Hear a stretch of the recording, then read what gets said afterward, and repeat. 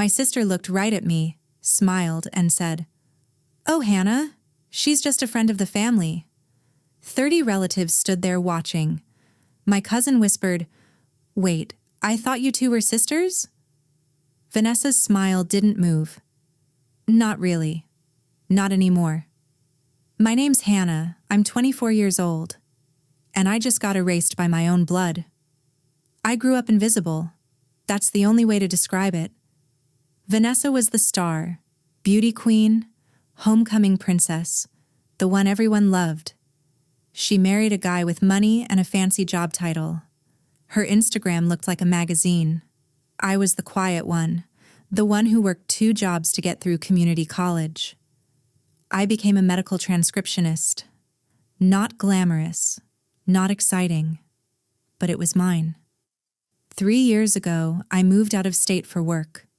I stayed in touch, called, texted, sent cards when I couldn't afford to visit. The distance made things harder, but I thought we were still family. When Mom invited me to the reunion, I was excited.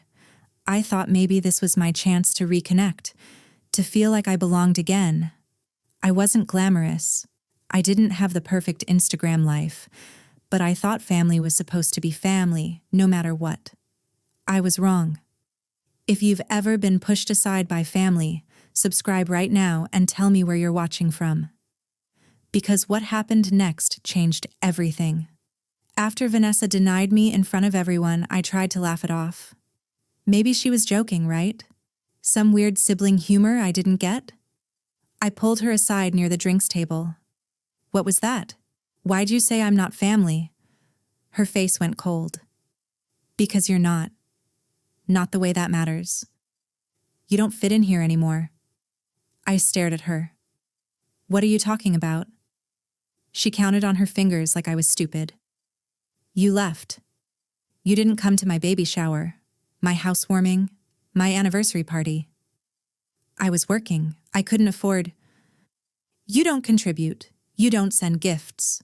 You're broke and embarrassing." The word hit like a slap. "Mom only invited you out of pity," Vanessa continued. "I'm doing you a favor by lowering expectations." I tried to defend myself. "I sent cards.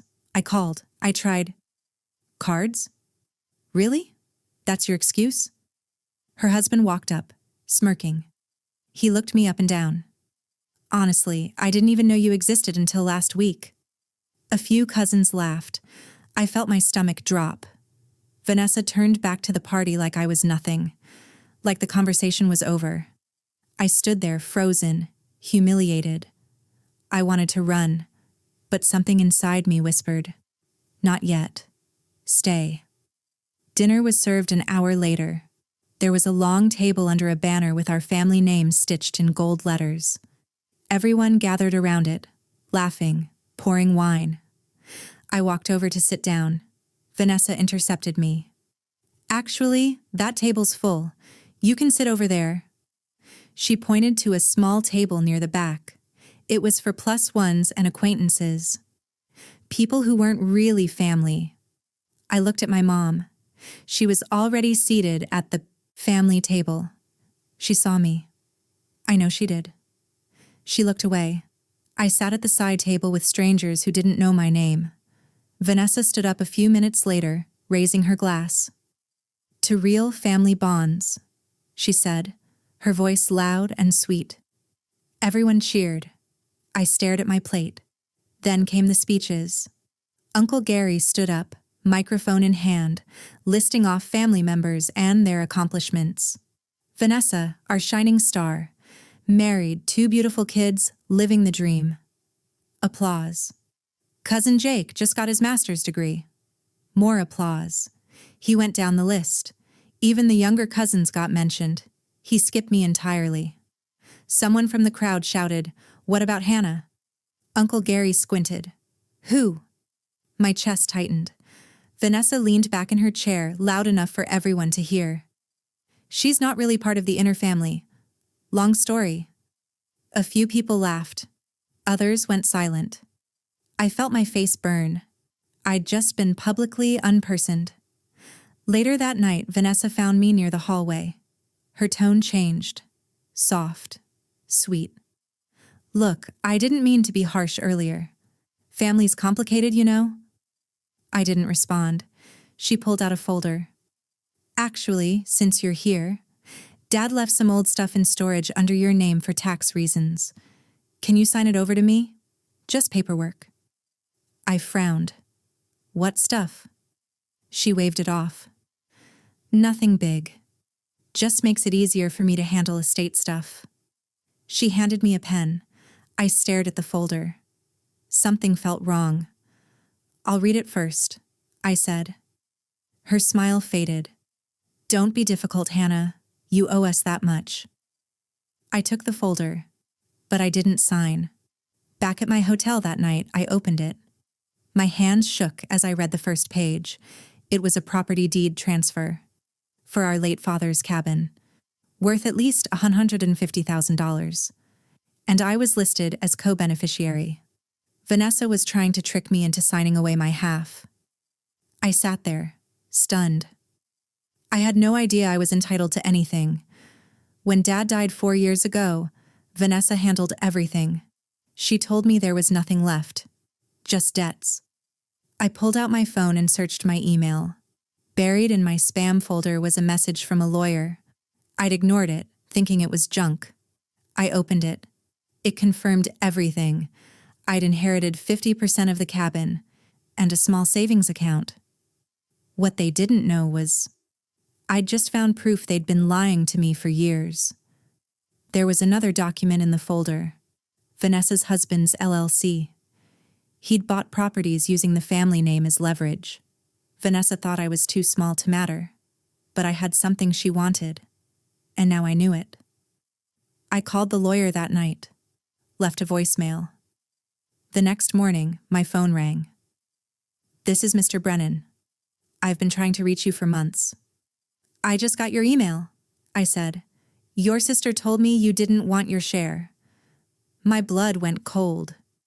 She what? He explained.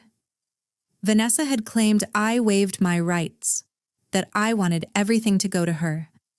But he never got written confirmation, so the trust stayed frozen. I can help you claim what's legally yours, he said. I exhaled. I'm ready. Day 2 of the reunion. Vanessa threw a mimosa brunch. She was louder than ever, showing off her kids, playing the perfect daughter. I stayed quiet in the hallway. I heard her whisper to a cousin. Hannah's always been the charity case. I've been covering for her for years. My hands shook, but I stayed calm. I texted Mr. Brennan. I'm ready. Let's do this. Vanessa's husband stood near the uncles, bragging about his real estate empire. He mentioned the cabin. One of Vanessa's assets, he said. I recorded it on my phone. Vanessa cornered me later. Did you sign the papers? Not yet, I said. I wanted to read them first. Her face hardened. You don't trust me?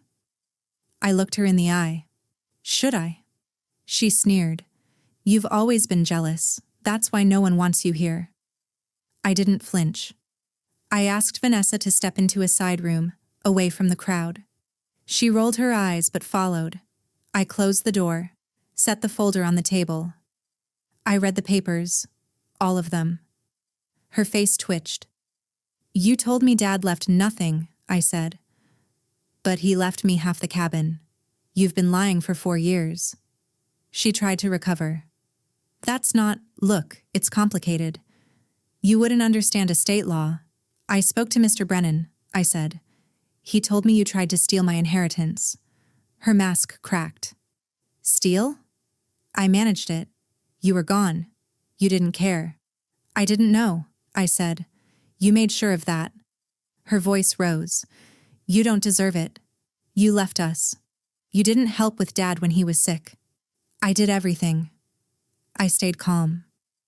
I called every week. I sent money when I could. You told me you had it handled. I pulled out my phone. I played the recording. Her husband's voice. The cabin is ours now. Then I showed her the email thread. her fake claim that I'd waived my rights. Her face went pale. "I'm not signing anything," I said. "I'm taking my half, and I'm filing a formal complaint for fraud." She exploded. "You can't do this. You'll tear this family apart." "You already did that," I said. "You erased me, humiliated me, and tried to rob me. I'm just taking back what's mine. Mom will hate you for this." I paused. Maybe, but I'll finally stop hating myself. I held up the legal document Mr. Brennan had sent. Trust freeze lifted. Cabin co-ownership confirmed. Vanessa tried to grab it. I stepped back. "I'm leaving now," I said. "My lawyer will be in touch." Her voice broke. "Everyone will side with me." I opened the door. "Let them. I don't need their approval anymore." I walked out of that reunion without saying goodbye to anyone else. Mom called. I didn't answer. A week later, Mr. Brennan finalized the paperwork. The cabin was officially co-owned. The savings account was transferred to my name. Vanessa sent angry texts. I blocked her. I drove to the cabin for the first time in years. It was beautiful. Quiet. Mine. I stood on the porch and cried. Not from sadness, from relief, from freedom. I'd spent years trying to earn a place in a family that never saw me. For once, their silence didn't hurt me. It freed me. I'm thinking about renting it out. Maybe keeping it as a retreat. I don't know yet. But I know this. I'm done waiting for their validation. If this story hit home, I need you to do something for me. Hit that subscribe button and tell me where you're watching from. I read every single comment. Have you ever had to stand up to a family member who betrayed you? Drop your story below. You're not alone. And if you've ever been told you don't belong, remember, your worth isn't defined by people who can't see it. Thanks for listening.